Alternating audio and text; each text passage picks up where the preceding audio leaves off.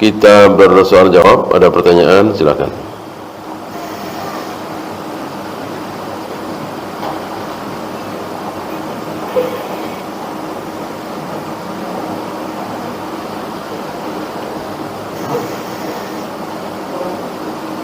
Sholat di masjid yang ada makam, apakah boleh? Tidak boleh. Tidak boleh, haram. Nabi yang tidak memperbolehkan. La taj'alu buyutakum maqabir. Jangan kalian jadikan rumah-rumah kalian seperti kuburan. Biar tidak seperti kuburan, sholat, baca Al-Quran. Kenapa? Di kuburan tidak ada sholat, ya. Maka tidak boleh sholat di kuburan, tidak boleh baca Al-Quran di kuburan. Kalau di rumah kalian tidak pernah dibacakan Al-Quran, tidak pernah dipakai sholat sunat tentunya laki-laki, ya, sholat wajib di masjid, berarti seperti kuburan, gitu ya. Maka kuburan di zaman Nabi tidak dipakai baca Al-Quran, tidak dipakai sholat. Dan 4 atau 5 hari sebelum beliau wafat, beliau berpesan, dan pesan ini pengulangan dari sebelum-sebelumnya. Apa? La'anallahu al-yahuda wan nasara. Allah mengutuk orang-orang Yahudi, orang-orang Nasrani. Kenapa? Ittakhadhu qubur anbiya'ihim masajid. Karena mereka menjadikan kubur-kubur para nabi menjadi masjid. Padahal kubur Nabi dijadikan masjid, terkutuk laknat.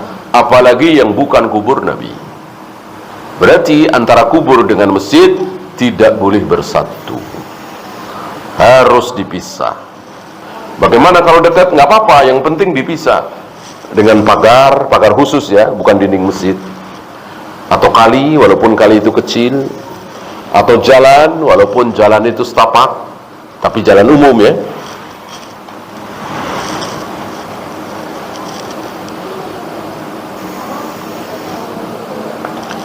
Jika masjid sudah berdiri pada suatu hari ada yang menguburkan di dekat masjid karena di luar wakaf, iya, berarti menjadi tidak boleh.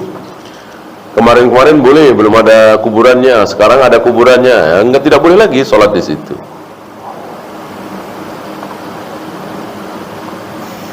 Bahkan kalau yang ada pindahkan, kan memindahkan kuburan boleh, dicontohkan oleh Nabi sallallahu alaihi wasallam.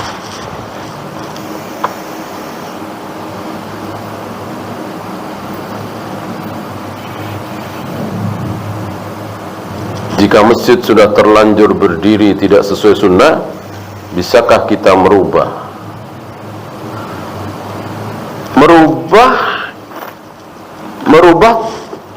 tata cara peribadatannya, ya, bukan bangunannya. Kalau bangunannya, ya, nggak ada hubungannya dengan ritualnya, ya kan? Mau memanjang, mau melebar, mau 1 lantai, 2 lantai, 3 lantai, ini nggak ada urusannya dengan syariat. Boleh-boleh saja.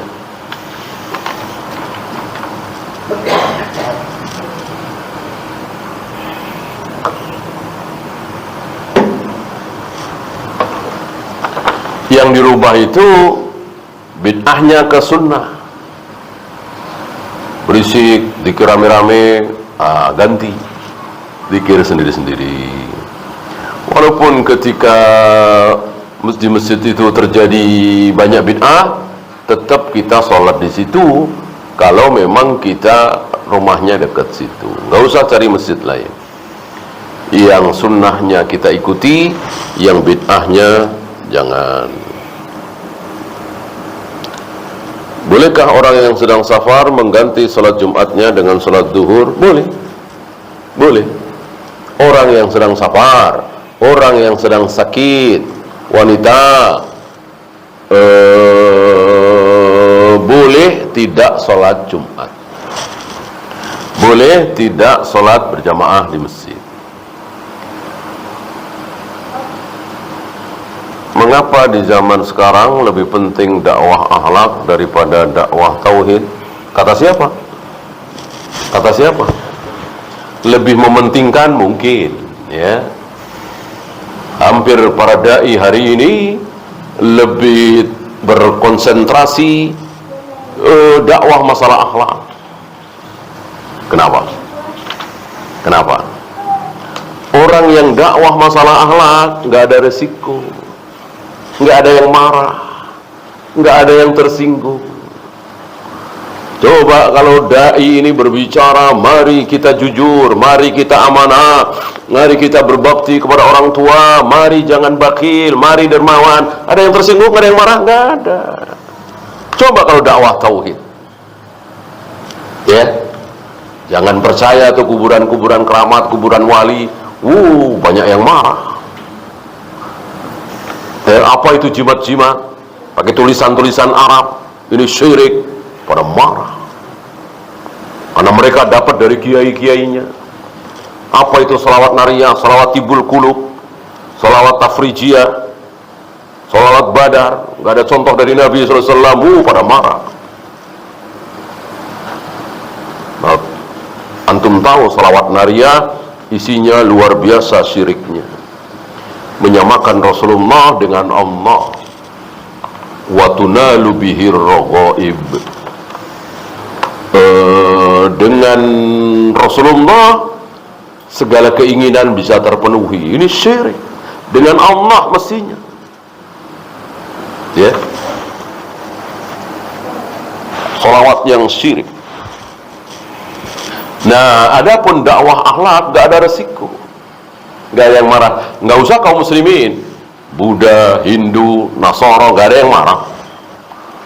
Dulu tahun 2000-an, ya, ada seorang dai yang digemari bukan hanya oleh kaum muslimin, tapi para pendeta, para pastor, Buddha, Hindu pada senang. Kenapa? Karena dakwahnya akhlak, terus nggak bahas tauhid, nggak ada yang tersinggung. Ya, kalau Rasulullah SAW dakwahnya cuma akhlak, Abu Jahal, Abu Lahab tidak marah. Walid bin Mughirah, Abu Sufyan waktu itu nggak akan marah. Ketika Abu Jahal, Abu Lahab diajak oleh Nabi, mari berderma, mari jujur, mari amanah, mari kita bantu para fakir miskin, nggak ada yang marah. Kenapa Abu Jahal, Abu Lahab begitu bencinya, begitu marahnya kepada Nabi SAW? Karena Nabi mementingkan dakwah tauhid. Abu Jahal, Abu Lahab menyembah Allah, caranya bukan begitu. Langsung kepada Allah, jangan pakai perantara. Lata, Uzza, Hubal, Manat. Marah Abu Jahal, Abu Lahab. Sama dengan marahnya saudara-saudara kita ketika kita ajak untuk dekat kepada Allah. Nggak usah ke kuburan Banten, nggak usah ke Sunan Gunung Jati, nggak usah ke Sunan Ampel. Datang ke masjid, dekatkan diri kepada Allah. Marah mereka, merasa wali-walinya dihinakan. Ya, ziarah para wali mereka lakukan setahun sekali, setahun dua kali, setahun tiga kali. Wisata religi katanya, ke Madura, ke Demak, ke Banten, bus-bus kita larang, nggak usah. Di masjid terdekat saja. Marah mereka, merasa dihinakan.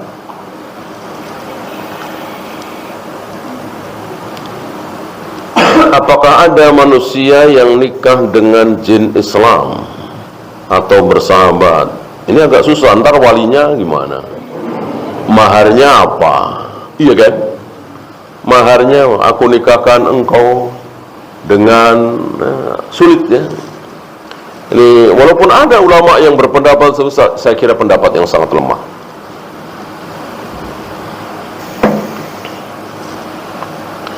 Bagaimana sikap kita terhadap politikus yang melecehkan sholat? Mau saum, mau haji, umrah, ketika dilecehkan maka dia dosa-dosa besar. Ya, kita doakan dengan keburukan boleh. Orang yang melecehkan agama, apalagi menghina Nabi SAW, kita doakan dengan keburukan boleh. Kalau kita berkuasa, tentu kita hukum. Kan kita tidak berkuasa, kita bukan penguasa ya. Kita doakan dengan keburukan. Apalagi menghina Nabi sallallahu alaihi wasallam. Untuk menghina Nabi alaihi salatu wasallam biasanya cepat sekali.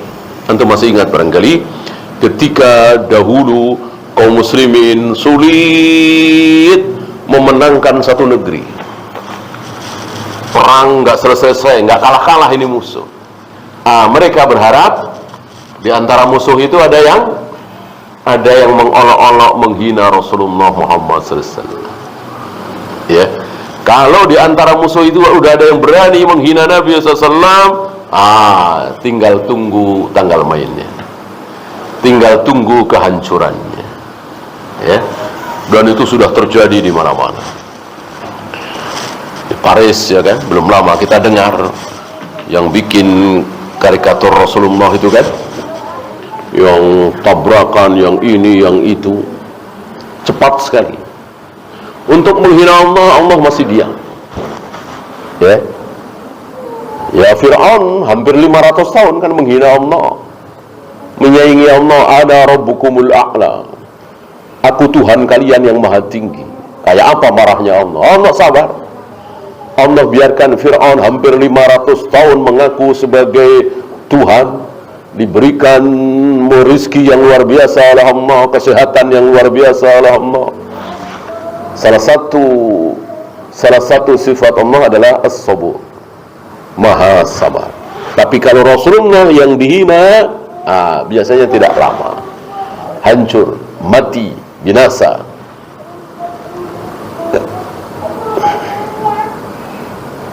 Sebagaimana wudhu baca bismillah, apakah mandi junub juga harus baca bismillah? Nunggu dalil ya. Ketika ada sami'na wa ata'na, kalau tidak ada nanti dulu. Dalam hal ini saya tidak tahu. Rasulullah dikubur di kamar Aisyah, apa berarti setelah Rasulullah wafat Aisyah tidak boleh sholat di kamarnya? Iya. Aisyah kadang ke Masjid Nabawi, kadang ke rumah ayahnya Abu Bakar, ya, tidak sholat di situ. Karena sholat di kuburan, di area kuburan tidak boleh. Wallahu a'lam. Habis kita akhiri. Subhanakallahumma bihamdika asyhadu an la ilaha illa anta astaghfiruka wa atubu ilaik. Assalamualaikum warahmatullahi wabarakatuh.